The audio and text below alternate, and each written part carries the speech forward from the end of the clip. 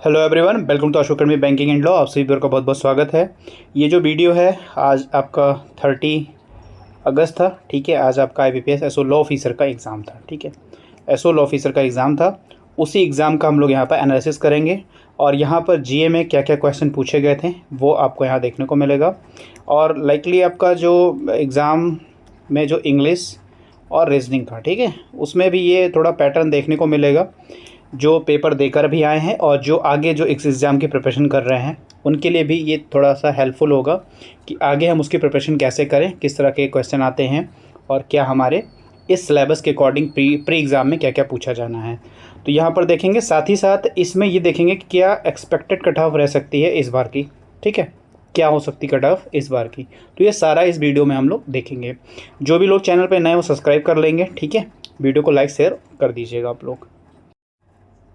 तो यहाँ पर हम जिस एग्ज़ाम की बात कर रहे हैं वो IBPS एसओ लॉ ऑफिसर के एग्ज़ाम की बात कर रहे हैं। प्री का एग्ज़ाम था आपका 30 अगस्त को, तो ये आप लोग डेट देख लीजिए।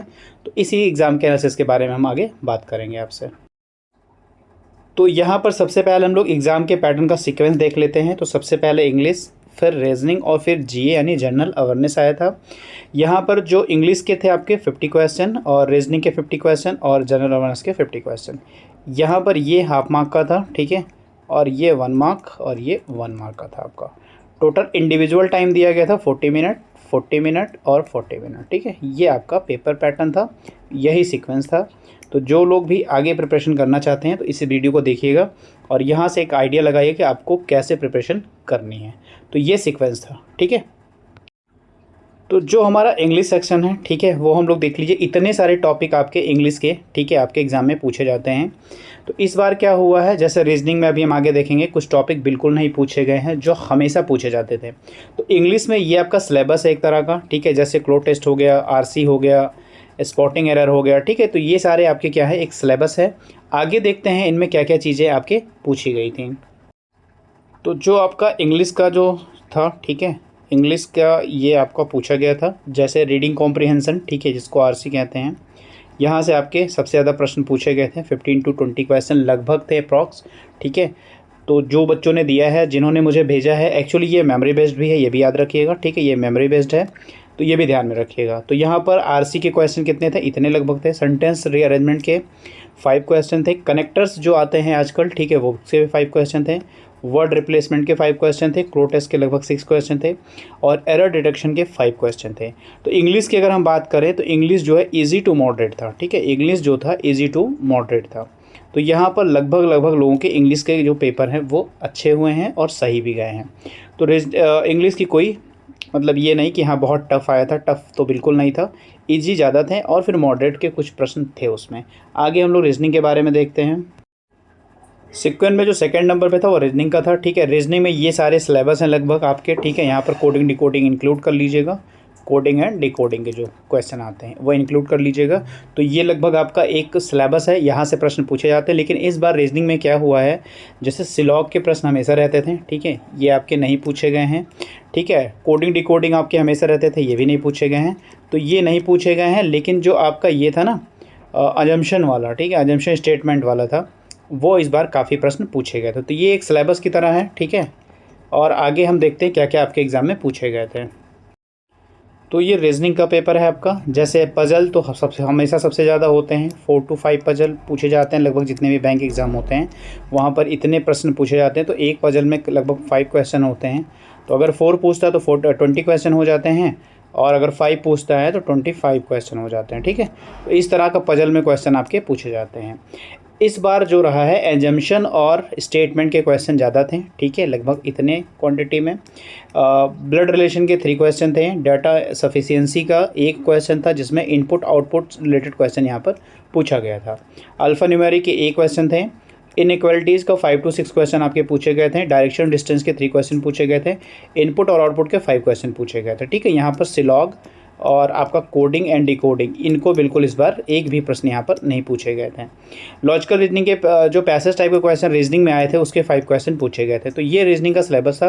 रीजनिंग आप कह सकते हैं ये आपका मॉडरेट कह सकते हैं आप। ठीक है, यहाँ पर 1-2 चीज़ों को छोड़ दो, 1-2-5% तक चीज़ों को छोड़ दो तो वो ईजी थी, लेकिन इसको आप जो है मॉडरेट लेवल का कह सकते हो। रीजनिंग को, ठीक है। रीजनिंग आपका मॉडरेट था, रीजनिंग कट ऑफ कम जाएगी, रीजनिंग में नंबर भी लगभग लोगों के कम ही मिलेंगे, ठीक है। आगे देखते हैं जीए वाला सेक्शन। ये हमारा सीक्वेंस में 3rd नंबर पे ये हमारा सिलेबस आता है जीए, ठीक है। जनरल अवेयरनेस होता है, लेकिन वहाँ पर लिखा रहता है reference to a banking industry, दोनों आते हैं आपके, जीए आते हैं और बैंकिंग से रिलेटेड जितने भी प्रश्न वो आते हैं। स्टैटिक भी आपके एग्जाम में पूछा है, स्टैटिक बैंकिंग हो या स्टैटिक जीके हो, ये भी आपके एग्जाम में पूछा जाता है। तो लगभग ये आपका सिलेबस है, ठीक है। यहाँ पर देखिए मैंने रिवर वगैरह, टेम्पल वगैरह और अमाउंट वगैरह ये हमने यहाँ पर इंक्लूड कर रखा था। तो ये एक तरह का सिलेबस है, इस सिलेबस के अकॉर्डिंग आप जो है अपनी प्रिपरेशन करिएगा, ठीक है। आगे देखते हैं क्या क्या प्रश्न किस तरह के पूछे गए थे। तो जीए क्या है आपका, ठीक है, ये काफ़ी इंपॉर्टेंट रोल प्ले करता है आपके कट ऑफ को क्लियर करने में, ठीक है। ये मैं अपने स्टूडेंट को पहले से बताता हूँ, आपको भी ये बता रहा हूँ कि अगर आपको अपना कट ऑफ क्लियर करना है, ठीक है, आपकी इंग्लिश बहुत अच्छी नहीं है, रीजनिंग बहुत अच्छी नहीं है, तो जीए पे फोकस करिए और कोशिश ये करिए कि इंग्लिश और रीजनिंग की आप कट ऑफ निकाल लो और सबसे ज़्यादा नंबर जो है आप जीए में अटैम्प्ट कर लो, तो आपका ये पीटी आपका एग्ज़ाम निकल जाएगा। मेंस में सिर्फ एक एग्ज़ाम का सिलेबस होता है आपका, ठीक है, आपके जो प्रोफेशनल नॉलेज का होता है वो आपको क्लियर करना होता है। तो ऐसा नहीं कि मेंस में भी हमें सब इंग्लिश, रीजनिंग और मैथ वगैरह देना है, ऐसा नहीं है यहाँ पर। तो इसमें इस पैटर्न में काफ़ी ये अच्छी चीज़ें होती हैं, ठीक है। चलिए अब देखते हैं क्या क्या पूछा गया था यहाँ पर अभी एसओ एग्ज़ाम में। तो पहला जो क्वेश्चन था कि Amazon river does not pass through which city, ठीक है। देखिए बिल्कुल ये स्टैटिक है, स्टैटिक क्या है, जीके स्टैटिक है, ये जीके स्टैटिक है आपका। 1-2 प्रश्न आपके टेम्पल, रिवर, ठीक है, इस तरीके से क्वेश्चन पूछ, जैसा कि हमने सिलेबस में देख लीजिए, हमने आपको बताया था रिवर, ठीक है, ये हमने बता रखा आपको। तो इस तरह के क्वेश्चन आपके एग्जाम में पूछ लेते हैं। अब जिसने जीके पढ़ा होगा, ठीक है, वो ये क्वेश्चन कर लेगा, जो नहीं पढ़ा होगा वो छोड़ देगा। तो खैर इसको करने और नहीं करने से बहुत इफेक्ट आपके मार्क्स पे नहीं पड़ेगा, क्योंकि ये बहुत ही कम परसेंटेज वाले स्टूडेंट होंगे जिन्होंने इसको अटैम्प्ट किया होगा। तो इस तरह के प्रश्न अगर आपके एग्ज़ाम में आते, तो अगर आप इसे छोड़ भी देते हैं तो आपके किसी भी कट ऑफ पे कोई इफेक्ट नहीं पड़ेगा, बल्कि जो इजी हैं, जो पढ़े हैं, जो लगभग लोगों के द्वारा पढ़े गए हैं, जो हमेशा न्यूज़ में रहे हैं, उनको रॉन्ग मत करिए या उनको अनअटेम्प्ट मत करिए, तो आपके कट ऑफ, आपके नंबर अच्छे जाएंगे। सेकंड नंबर पे था इंडियन कॉन्स्टिट्यूशन रिप्लेस विच प्रीवियस लीगल फ्रेमवर्क, तो इसका आंसर था government of India act 1935। Third पे था Nobel prize is awarded by which country. देखिए हमने आपसे कहा था, बहुत सारे स्टूडेंट से ये भी मैंने कहा था जो मुझे व्हाट्सएप से जुड़े हैं, कि देखिए जब क्वेश्चन पढ़िए तो जैसे अगर आप नोबेल प्राइज़ पढ़ रहे हैं ना, तो नोबेल प्राइज़ किन किन सब्जेक्ट के उसमें दिया गया है, उससे इम्पोर्टेंट ये है कि उससे सब कुछ पढ़िए। कब मनाया जाता है नोबेल डे, ठीक है, ये किसकी उसमें मेमोरीज में ये सेलिब्रेट किया जाता है, किस कंट्री के द्वारा ये अवार्ड किया जाता है, तो ये मैंने बिल्कुल बताया था जिन लोगों ने मुझसे कनेक्ट किया था, ठीक है। फोर्थ नंबर पे है एक पेड़ माँ के नाम स्कीम, ठीक है, रिलेटेड टू विच पर्पज़, किस पर्पज़ से ये स्कीम रिलेटेड है। 5 number Kargil Vijay Diwas is observe on which date, किस डेट को ये ऑब्जर्व किया जाता है, ठीक है। देखिए आगे पूछा गया था which mountain range separate Asia from Europe. देखिए ये भी जीके का स्टैटिक है, ठीक है, जीके की स्टैटिक है। अगर ऐसे प्रश्न आप अटैम्प्ट नहीं करते हो या नहीं कर पाते हो, ठीक है, आपने नहीं पढ़ा है, तो डजेंट मैटर, कोई फ़र्क नहीं पड़ता है आपके इस एग्ज़ाम में, ठीक है। बट जो भी करंट के हैं, जो इजी हैं, जो बार बार हमारे करंट अफेयर में आए हुए हैं, ठीक है, उनको आप ज़रूर प्रश्न करने की कोशिश किया करिए, उनको ज़रूर पढ़ने की कोशिश किया करिए। Election were recently held in which state, जैसे बिहार में, ठीक है, इस तरह का कुछ एग्जांपल है। हुई the current chairman of IRDI insurance regulatory development authority of India के चेयरमैन करंट वाले कौन हैं। What is India's rank in the latest SDG sustainable development goal index में, क्या रैंक इंडिया का है, शायद 99 है। जो भी इनका आंसर जानते हैं वो कमेंट में कर सकते हैं, ठीक है, बता सकते हैं। इनमें चीज़ों को आप ऐड ऑन भी करा सकते हैं कि यहाँ पे ये चीज़ें पूछी गई थी एग्जैक्टली। 10th पे है एक्सरसाइज शक्ति is conducted between India and which country, तो जो शक्ति एक्सरसाइज कंडक्ट हुआ था वो शायद फ्रांस और इंडिया के बीच में कंडक्ट हुआ था।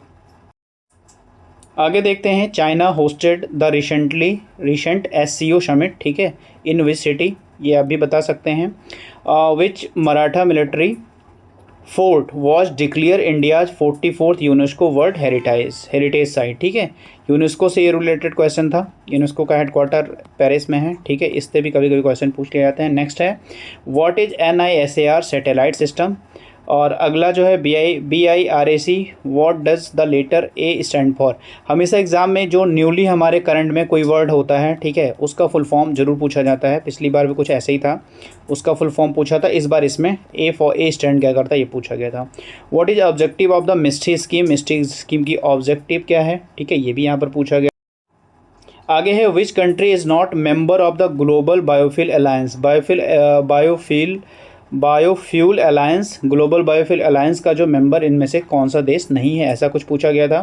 खेलो India recently launch which campaign for women equality, ठीक है, वुमेन इक्वलिटी के लिए कौन सा कैंपेन खेलो इंडिया ने रिसेंटली लॉन्च किया है। Who own the purple cap in the latest IPL season. तो IPL सीज़न में जो पर्पल कप होता है, ठीक है, उसे कौन ओन किया है। Genome sequencing of tribal population was done by which state, इस तरह का कुछ क्वेश्चन पूछा गया था। Which body release the latest report on India's chemical industry. तो ये जो रिपोर्ट है कौन सी बॉडी ने रिलीज़ किया है। आगे है which of the following is not a official valid document as per RBI, ठीक है, RBI के अकॉर्डिंग कौन सा OVD नहीं है, ऑफिशियली वैलिड डॉक्यूमेंट नहीं है।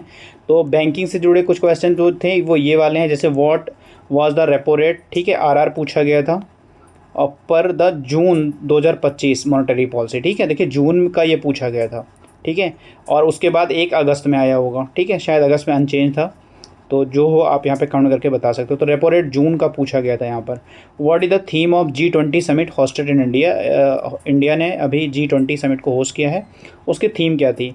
Which film own best non feature film at 71 national film award, इसमें कौन बेस्ट नॉन फीचर फिल्म का अवार्ड जीता है। आगे देखते हैं।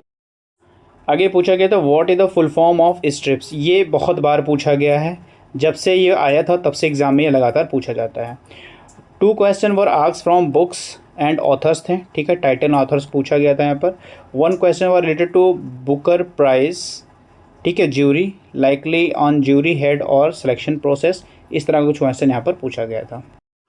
ये क्वेश्चन पूछा गया था sovereign gold bond are issued by which institution. ये मैंने अपने वीडियो में कराया भी था, पूरा इसका एक क्वेश्चन कराया था। आंसर था reserve bank of India on behalf of the central government या गवर्नमेंट ऑफ इंडिया, ये कह सकते हैं। ये क्वेश्चन मैंने कराया था। What is the per day transaction limit under UPI light, क्या था, तो आंसर था 500 पर ट्रांजेक्शन और पर डे 2000 रुपीज़। अगला था who is the current MD and CEO of federal bank, ठीक है, फेडरल बैंक के कौन MD और CEO हैं करंट वाले। तो वहाँ एग्जाम्पल श्याम श्रीनिवासन, ठीक है, और ये हो सकते हैं, लेकिन आप जो है लेटेस्ट वाले कौन हैं, अगर कोई चेंज हुए हैं तो वो आप चेक कर लीजिएगा। आगे ये है 31 नंबर पे व्हाट इज़ SLR, ठीक है, statutory liquidity ratio and who maintain it. इसे मेंटेन कौन करता है, answer commercial bank regulated by RBI। तो सिर्फ कॉमर्शियल बैंक यहाँ पर है जो RBI के द्वारा रेगुलेट होते हैं, उनके द्वारा SLR को क्या किया जाता है, मेंटेन किया जाता है, ठीक है। कितना SLR था आप बताइएगा, क्योंकि अभी आपका जो है LIC AO का एग्ज़ाम है, ठीक है, डबल AO का एग्ज़ाम है, और शायद 2 अक्टूबर को, ठीक है, अगर मैं करेक्ट हूँ तो आप लोग बताइएगा। वहाँ जो इसका सिलेबस है सेम है, इंग्लिश, रीजनिंग और GA, ठीक है, यही सेम सिलेबस है, सेम सिलेबस यही है आपका वहाँ पर, ठीक है। तो जो SLR करंट है वो आप यहाँ पर रेट बताइए क्या है। अगला जो था what is the fintech repository launch by RBI, ठीक है, कौन सा अभी फिनटेक रिपोजिटरी लॉन्च किया गया है। Are database of fintech entities for regulatory supervision and policy making, कुछ इस तरह क्वेश्चन था। Which document are considered officially valid document, ये क्वेश्चन हो चुका है, ठीक है, Aadhaar, PAN, passport, voter ID, DL, ठीक है, नरेगा जॉब कार्ड। ये क्वेश्चन हमने जो है प्रोफेशनल लॉ का जो हमारा PDF है ना, उसमें ये क्वेश्चन आपको मैंने कराया है, ठीक है, ये आपके लॉ में भी पूछा गया था और यहाँ पे करंट में पूछा गया है। What is the minimum maturity period NRE non resident external account deposit, 1 year का होता है। विच फाइनेंशियल एक्टिविटीज़ और entities are regulated by RBI, answer था bank, NBFC, payment system, forex, interest rate, monetary policy. तो इस तरह के question आपके एग्जाम में पूछे, ठीक है। तो लगभग इतने सारे जो क्वेश्चन लोगों ने मुझे भेजे थे ये मेमोरी बेस्ड हैं पूरे, ठीक है, यहाँ पर पूरा कंप्लीट क्वेश्चन नहीं है, आप ऐड ऑन कर सकते हैं अगर आपने एग्ज़ाम दिया है, ये आपको पता है। तो जैसे फेडरल बैंक, पेमेंट बैंक का था, स्मॉल फाइनेंस बैंक का था, क्रिकेट IPL का था, RBI से कुछ क्वेश्चन थे, SLR वगैरह, रेपो रेट वगैरह से, ठीक है, रेपो रेट वगैरह से थे। और अगर देखें तो यहाँ पर एक शायद लीड बैंक स्कीम भी पूछी गई थी। लीड बैंक स्कीम काफ़ी बार पूछी जाती है। तो यहाँ पर जो GA का सेक्शन था ना, वो आपको ईजी टू मॉडरेट कह सकते हैं, ठीक है। ईजी टू मॉडरेट इसलिए कह सकते हैं कि जिन लोगों ने GA करंट पढ़ा होगा, ठीक है, करंट के काफ़ी क्वेश्चन थे। जो स्टैटिक के थे वो कम हैं, ठीक है। स्टैटिक GK के जो कम है वो 2 से 3 ही प्रश्न हैं, ठीक है। बहुत हो सकते हैं 4-5 प्रश्न हो सकते हैं। स्टैटिक बैंकिंग, ठीक है, और करंट बैंकिंग और जनरल अवेयरनेस, ये आपके ज़्यादा हैं, ठीक है। तो यहाँ पर आप काफ़ी अच्छे नंबर गेन कर सकते हैं। आगे हम बात करेंगे कि पिछला कट ऑफ क्या रहा आपके इस एग्ज़ाम का, ठीक है, और अभी आगे जो ये एग्ज़ाम हुआ था इसके PT का एक्सपेक्टेड कट ऑफ क्या होगा। आगे चलिए इस वीडियो में हम लोग देखते हैं। तो यहाँ पर इस स्लाइड में हम लोग 24-25 का सबसे पहले देखेंगे। यहाँ टोटल वैकेंसी रिपोर्ट हुई थी 125, फिर लेस होकर 75 to 80 हुई थी, और फिर ये बढ़कर 182 हो गई थी। तो ये 24-25 वाली वैकेंसी थी IBPS SO law officer scale 1 का, ठीक है। ये वैकेंसी टोटल 182 थी। तो यहाँ पर जो 24-25 में कट ऑफ था, यहाँ पर देख लीजिए रीजनिंग का, इंग्लिश का और GA जनरल अवेयरनेस का, ये लॉ ऑफिसर की बात हम यहाँ पर कर रहे हैं। तो 50 क्वेश्चन है, ठीक है, 50 क्वेश्चन 50 मार्क्स, 25 मार्क्स का है ये, और ये आपका 50 नंबर का है। तो यहाँ पर देख लीजिए जो जनरल EWS की रीजनिंग में गई थी 3.5 गई थी यहाँ पर, और इंग्लिश में 7.25 और GA में 3.25। तो यहाँ पर GA भी काफ़ी इजी था, रीजनिंग भी इजी थी और इंग्लिश भी इजी था। तो ये इजी थे इसलिए, और यहाँ पर वैकेंसी काफ़ी थी। तो टोटल आप देख लीजिए 182 वैकेंसी यहाँ पर हो गई थी। यहाँ पर जो जनरल की ओवरऑल कट ऑफ थी, जो मेंस के लिए बुलाए गए थे, मेंस के लिए बुलाए गए थे आउट ऑफ 125, यानी 125 नंबर में जो मेंस के लिए बुलाए गए थे, ये जनरल वाली कट ऑफ है 33.13, यानी 125 मार्क्स में आपके 33.13 नंबर जो बच्चे पाए थे उनको मेंस के लिए कॉल किया गया था, ठीक है। मेंस के लिए एग्ज़ाम के लिए वो क्वालिफाई हो गए थे, ये था। बाकी आप EWS का देख लीजिए, काफ़ी डिफरेंस है। इसलिए अगर जो जनरल कैटेगरी के लोग हैं, अगर उनके पास EWS बनने के लिए है, ठीक है, तो वो EWS सर्टिफिकेट ज़रूर लगाएंगे। OBC का ये कट ऑफ था, ST और SC का ये कट ऑफ था, ठीक है, आप देख सकते हैं। तो 33.13 ये कट ऑफ गई थी 2024-25 वाली, ठीक है, काफ़ी कम कट ऑफ थी ये। अब इस बार का जो एग्ज़ाम हुआ है, ठीक है, अभी आपका जो 30 अगस्त को एग्ज़ाम हुआ है उसके बारे में देखते हैं। तो यहाँ एक्सपेक्टेड कट ऑफ क्या हो सकती है 2025 और 26 वाली। यहाँ पर टोटल वैकेंसी जो रिपोर्ट हुई 56 हुई है।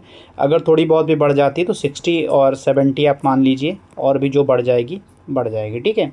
तो यहाँ पर जो जनरल कट ऑफ होगी इस बार की, जो 35 to 40 के बीच में होगी, ठीक है, क्योंकि इस बार रीजनिंग टफ है, ठीक है, वैकेंसी चूँकि कम है, इंग्लिश इजी है और GA भी ठीक है, इजी है। तो ये आप 35 to 40 कह सकते हैं, ठीक है। EWS का 32-35 हो सकता है, OBC का 35 to 40 हो सकता है, SC का 30 to 32 हो सकता है, ST का 28 to 32 हो सकता है, ठीक है। तो ये कट ऑफ एक्सपेक्टेड है आपके, ठीक है।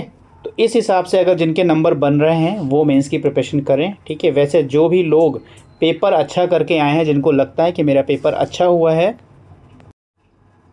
जिनको भी ये लगता है कि ना मेरा पेपर ठीक हुआ है, ठीक है, मेरा पेपर ठीक हुआ है, वो अब जो है, अभी आपके पास मेंस के लिए बहुत समय है, आराम से अब आप मेंस के लिए पढ़ सकते हैं। हमने बहुत सारी वीडियो जो स्कीम वाली बनाई थी उनमें कहा था सबसे पहला भी आप प्री पर ध्यान दे लीजिए। अगर प्री आपका निकल जाएगा तो मेंस के ज़रूर पड़ेगी।